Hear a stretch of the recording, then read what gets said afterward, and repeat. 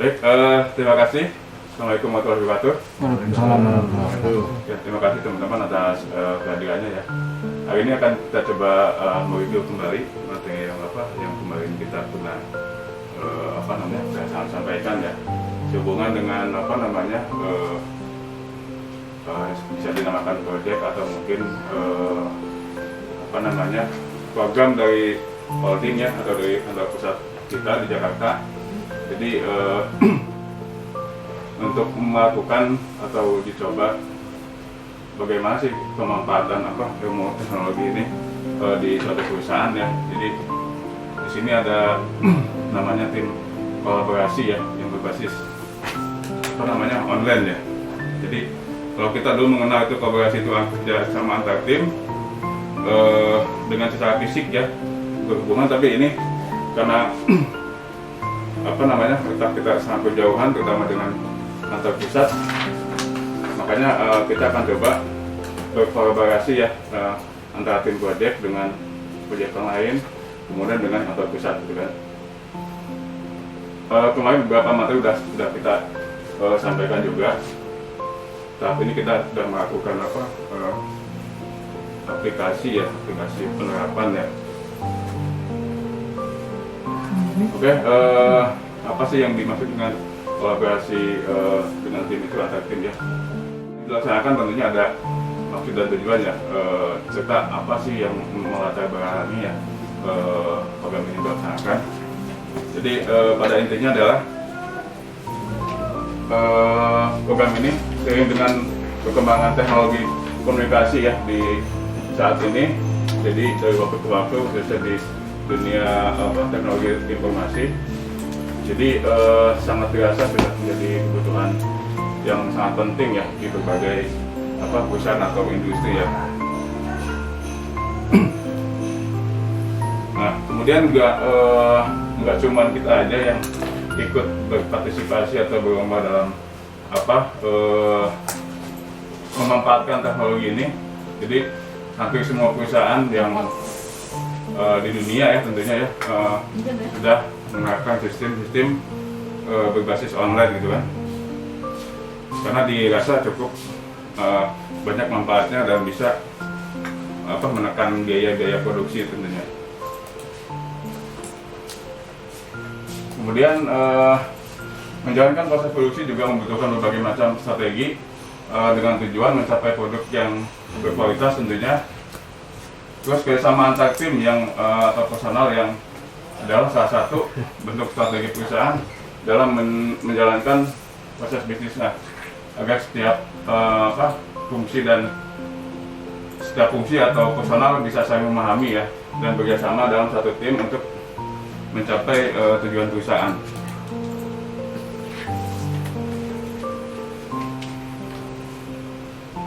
Nah, apa sih kolaborasi itu?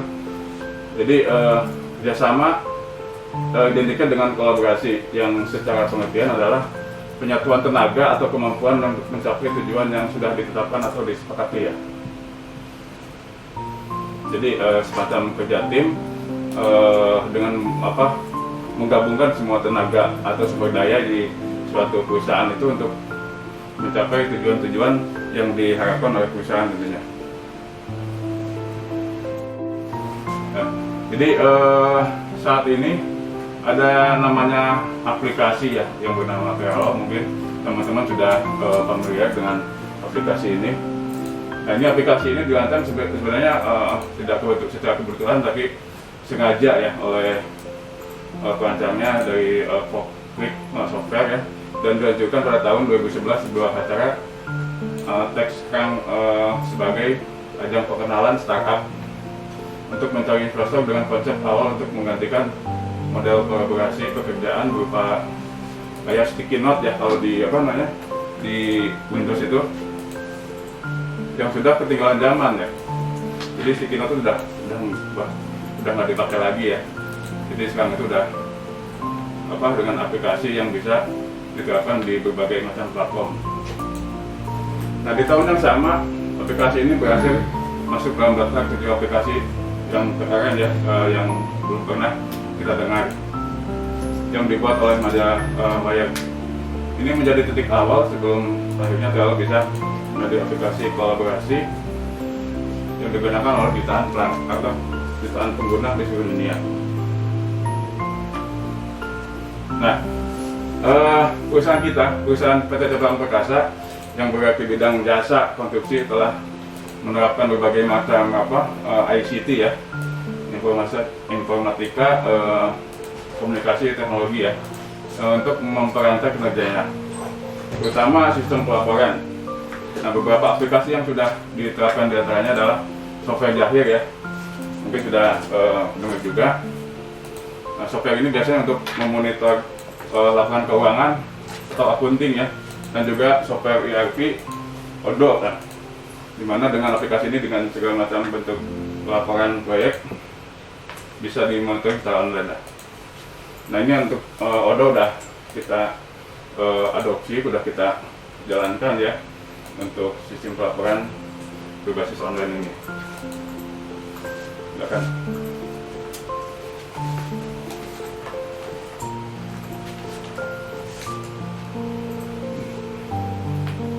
Nah, ini perkenalan dari Trello ya. Jadi Trello itu adalah platform untuk berbagai tugas yang memungkinkan siapa saja bisa untuk saling berhubung dengan proyek atau pekerjaan tertentu.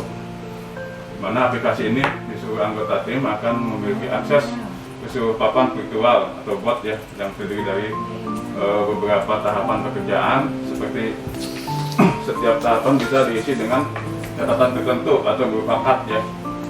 Nah, kita bisa mengambilkan file, dokumen, atau mungkin gambar ya, bisa kita tampilkan di situ. Nah, Trello ini juga berfungsi sebagai papan tugas yang ditempeli dengan rangkaian kegiatan. Setiap kegiatan diberi keterangan berupa tugas-tugas yang harus dikerjakan dan siapa saja yang mengerjakannya ya. Hal yang membuatnya berbeda dengan papan tulis biasa adalah ya tentu mengaksesnya ya, yang bisa dilakukan multi-platform.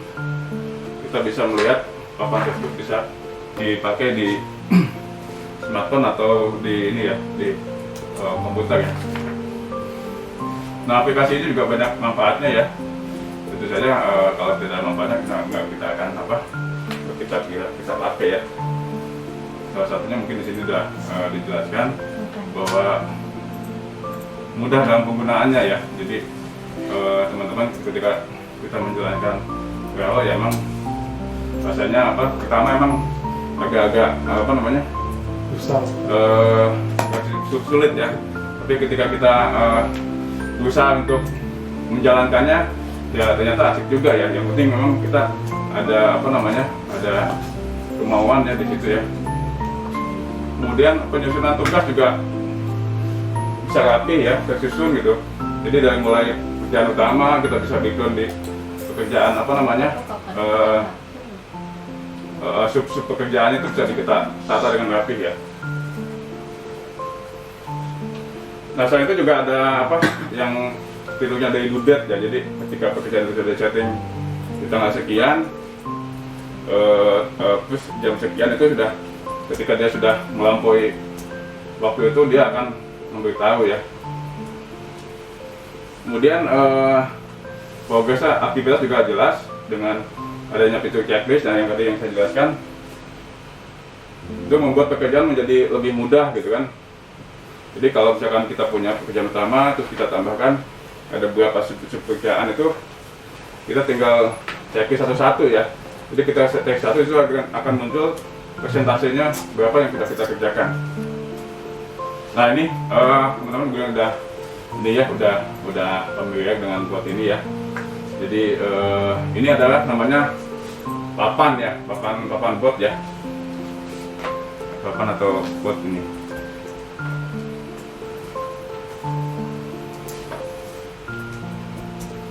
Nah, bot ini ya fungsinya untuk menjalankan penanda suatu proyek yang sedang dikerjakan ya. Kita bisa memberi nama sesuai dengan proyek kita yang sedang dikerjakan ya. Misalkan ini nama proyeknya ya, aktivitas proyek JM gitu kan. Itu bisa kita atur. Nah, kemudian ada namanya list ya. List itu adalah untuk menampung beberapa cut akan kita kerjakan. Kemudian di dalam list itu ada card juga. Nah ini ada apa namanya untuk aktivitas kerjaan kita yang akan kita buat ya. Ada juga ini biar member yang terlibat dalam satu proyek itu kita bisa menambahkan di situ. Kemudian ada pencarian ya, search. Kemudian ada tanda lonceng itu untuk notifikasi. Kemudian ada juga ada akun kita juga di situ. Kemudian di sini ada paling ujung itu ada setting ya untuk pengaturan aplikasi Quote ini.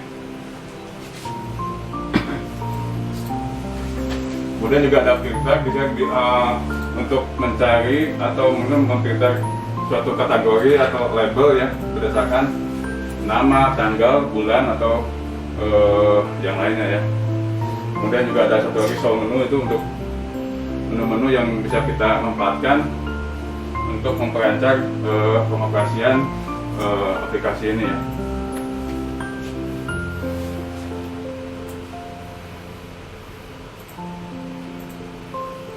Nah, aplikasi ini juga sangat mudah dipahami dan digunakan untuk tampilan yang sederhana ya. Jadi terkesan menarik juga. Ini berikut tahapan penggunaannya ya. Nah, jadi dari awal pertama kita yang belum smartphone-nya atau komputernya belum mempunyai aplikasi, bisa download di Google Play atau di web untuk versi PC-nya ya. Kemudian kita login menggunakan akun. Kemudian di tahapan ini juga kita kalau sudah berhasil login, kita akan membuat member ya. Jadi member siapa aja yang akan kita libatkan di suatu proyek tersebut. Nah, ini merupakan satu syarat utama sebelum buat ini kita buat. Langkah ini memungkinkan kita untuk saling berkolaborasi dalam mengerjakan satu proyek. Yang keempat, pada tahap ini kita diminta untuk menuliskan judul atau title bot ya. Kayak tadi kita punya untuk judul proyeknya tadi untuk apa namanya? Apa tadi ya untuk? Bisa ingat tadi? Hah? Kayak dari berapa? Iya. Aktivitas proyek, Aktivitas proyek, THR, nah. Nah, setelah itu kita akan ditampilkan di sebuah bot dengan fitur yang sudah kita buat tadi. Selanjutnya tinggal memasukkan list aktivitas sesuai dengan proyek yang diperlukan dengan cara klik Add List ya. Pada tahapan ini kita akan membuat daftar aktivitas di masing-masing list proyek yang akan kita klik new cut pada masing-masing list aktivitas. Nah, ini tahapannya tadi sudah saya jelaskan ya. Mulai dari kita login, kemudian mengisi membuat botnya, terus mengisi nama proyek, misalkan ini proyek aplikasi center, misalkan terus mengisi membuat cut-cutnya ya.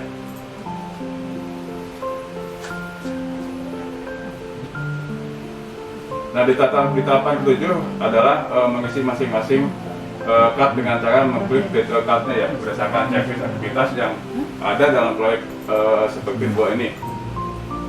Nah, pengisian ini agak sedikit rumit gitu kan, karena banyak fitur yang harus kita klik. Jadi nanti kita lihat coba untuk tahapannya ya.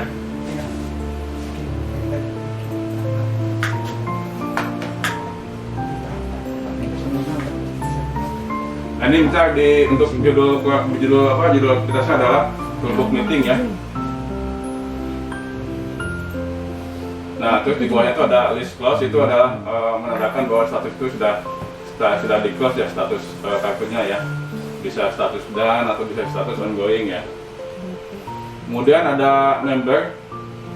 Di situ nanti kita bisa nambahkan member kalau diperlukan.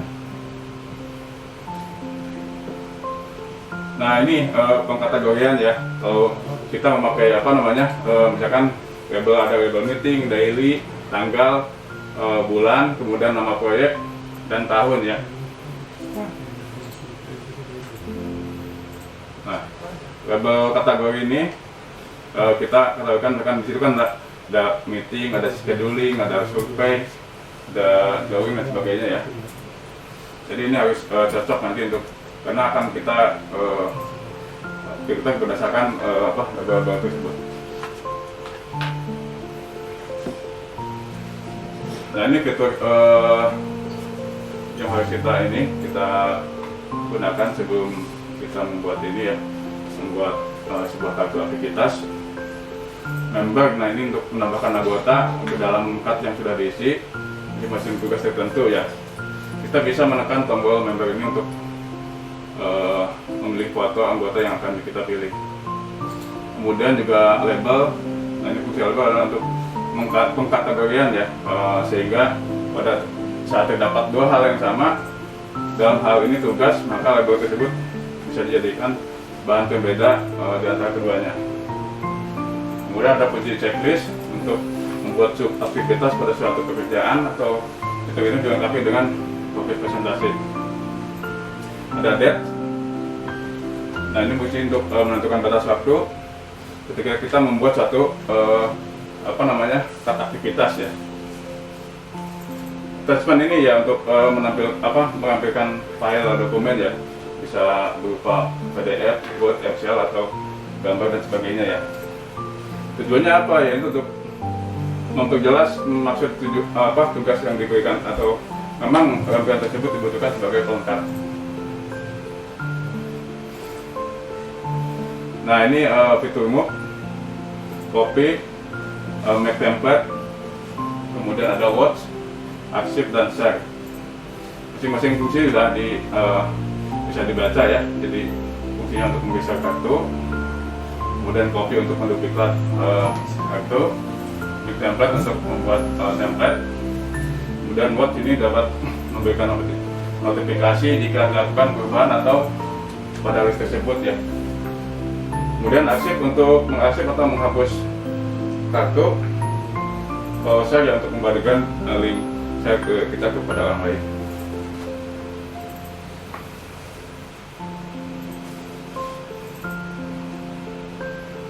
Nah ini di dalam satu kartu juga ada di sistem seperti ini ya. Jadi ada deskripsi, itu biasanya kita bisa untuk membuat deskripsi sebuah kartu ya. Kita bisa menjelaskan atau menceritakan aktivitas kartu itu untuk apa gitu kan. Kemudian ada attachment ini berupa lampiran yang sudah kita upload. Kemudian ada checklist. Nah checklist ini tadi itu ada beberapa sub aktivitas yang kita sampaikan, bisa kita buat di sini ya. Kemudian ada activity ya, untuk menerangkan kepada orang lain bahwa pekerjaan ini seperti apa, kemudian ya sebagai informasi aja untuk orang lain ya.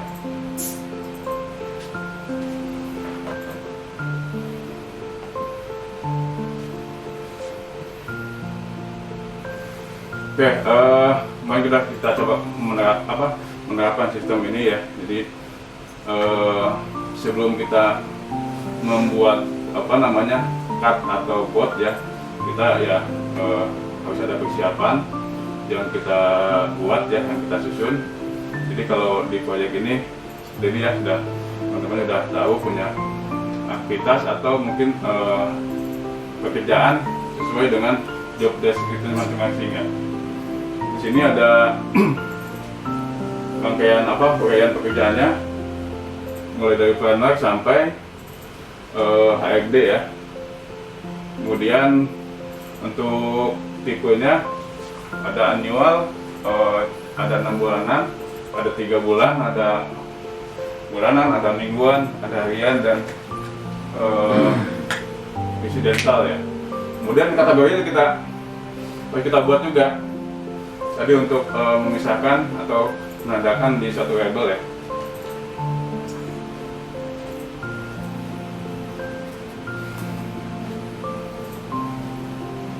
Nah ini card-card yang atau list yang akan kita buat di proyek kita ya. Nah ini untuk to-do list monthly dan annual ya. Jadi aktivitas yang dilakukan itu setiap bulan, kemudian itu di atas 1 bulan, 3 bulan, 1 tahun bisa dimasukkan di sini ya, di to-do list monthly dan annual. Kemudian ada to-do list weekly dan daily ya. Nah ini ya untuk aktivitas mingguan sama harian. Nah ini tentu saja dengan due date yang sudah ditentukan juga. Ada to-do list incidental. Ini aktivitas kartu yang sifatnya mendadak ya, yang dijalankan apabila ada kegiatan atau batas waktu sesuai dengan due date. Dari yang pernah jalanin kartu ini? Belum. Benar. Contohnya apa? Prudensial Pak ya? Ya. Pembuatan auto RA biasanya Pak. Ya. Udah juga Pak. Betul. Nah ya. Benar. Dan dia kan kalau di Pemda biasanya meeting mendadak ya. Kita punya schedule meeting, ya kan tiap minggu, tiap bulan, tapi tahu-tahu Bisa. di luar schedule itu diajak meeting misalkan. Kayak gitu. Kita bisa langsung ke mengisu kartu itu. Nah, ongoing ini ya list untuk menampung card yang sedang berjalan lah ya, yang berjalan di saat itu atau di hari itu ya. Ada list need improvement. Ini ya kategori yang di cardnya itu bermasalah ya, atau dalam pengisian ya. Ini kebetulan aja, kan contoh, ini kebetulan. Nah ya bisa jadi contoh juga. Apa namanya, ada kartu yang cuma masuk kategori scheduling sama PHEJM ya, jadi belum lengkap dia, belum ada informasi tanggal atau bulan ya di situ. Jadi nanti akan masuk di di dokumen itu. Kemudian ada wish done ya, ini untuk menampung kartu-kartu yang sudah dinyatakan selesai oleh member ya. Ini kalau udah dari ongoing udah selesai, masuk di sini ya, dan ini ya, jangan masuk ke pos atau ke itu ya, ke dokumen ya.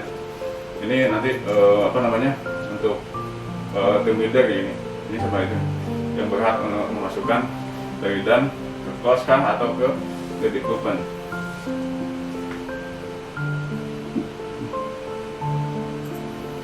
Nah ini pergerakan atau pergeseran kartu aktivitas ya.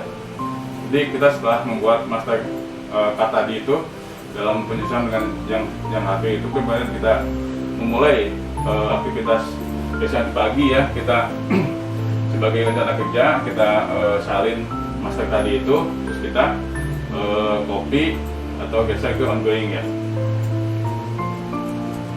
Kemudian tambahkan label pada masing-masing card sesuai dengan kategori seperti label tanggal, minggu, bulan dan lain-lain.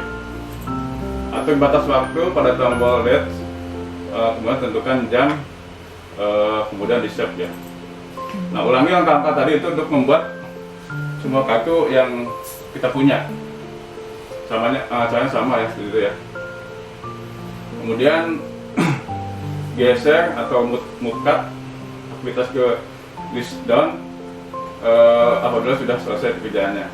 Sebelum menggeser, simpan tampilan berupa screenshot, foto, file, atau tambahkan informasi teks pada kolom komentar ya.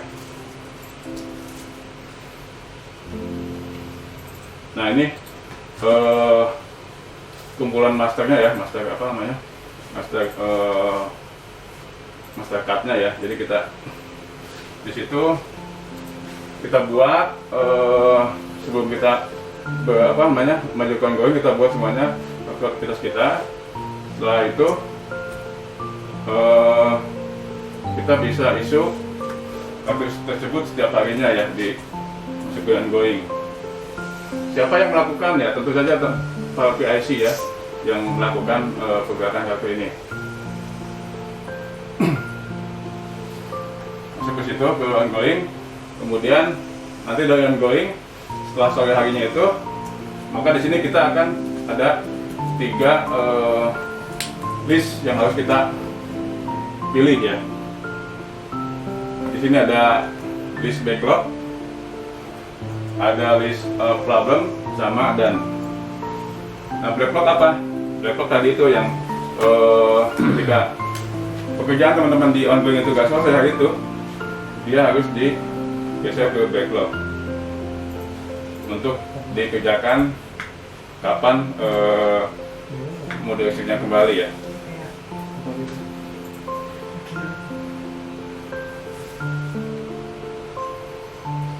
Nah, apabila ini pelan itu kan jangan dipakai ya. Biasanya ini kartunya memang sangat bermasalah ya. Ada masalah tersendiri, nanti itu bisa disampaikan ke tim leadernya bahwa ada kartu yang sangat bermasalah sehingga tidak bisa dieksekusi ya.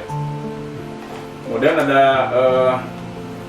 aktivitas yang masuk ke dan tadi sudah saya sampaikan untuk menyimpan kartu-kartu yang sudah selesai kerjakan.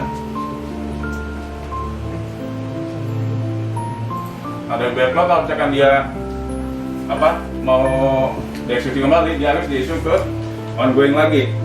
Nggak boleh dia maju ke close atau ke new document ya. Ini wewenangnya tim leader ya. Jadi harus masuk ke ongoing. Kapan aktivitas mau dikerjakan, diisu kembali. Kalau sudah selesai, masuk lagi ke done ya.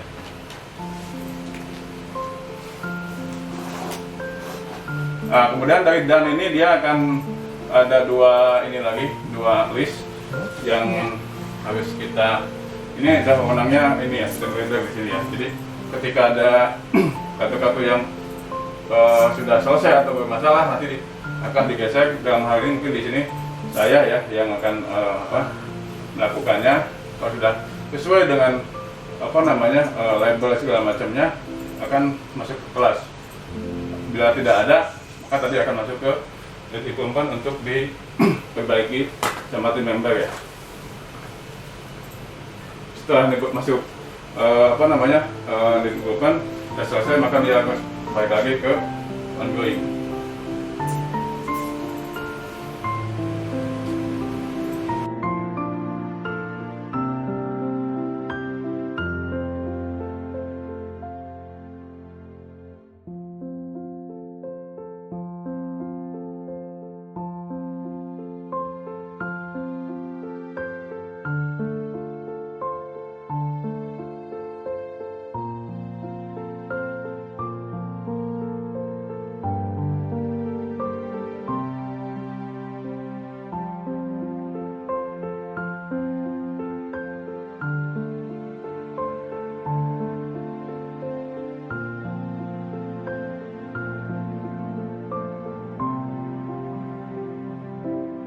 Oke, itu ya.